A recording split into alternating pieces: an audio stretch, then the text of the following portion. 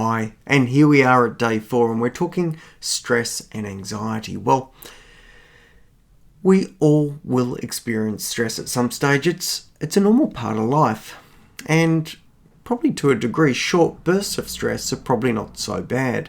A little bit of anxiety before an exam to make sure that you're in the best focus, in the best frame of mind to deal with your exam. But too much anxiety and stress, well, this can mean that your butterflies go from flying in formation to out of formation. And if that happens for a long period of time, you start to run into problems. Well, with these stress responses, your body releases hormones like adrenaline and cortisol. These are really fight and flight hormones, preparing you for a brief, high-intensity conflict. They're not designed for your body to be using them long term. The consequence of these long-term exposures are things like high blood pressure, which drive risk of atherosclerosis, which is the word we use for plaque or cholesterol buildup within the arteries, which is the problem that leads to coronary artery disease. That chronic stress response drives inflammation. It can give you funny heartbeats. It can muck up with your sleep, and that's a disaster. And often we'll see people adopt unhealthy coping habits like, smoking or drinking alcohol to try and alleviate that stress, to try and ease it or soothe it.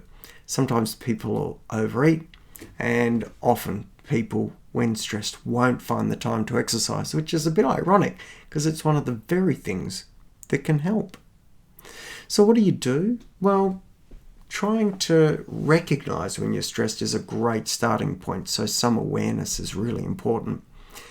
But to manage stress, breathing is valuable, meditation, yoga, mindfulness.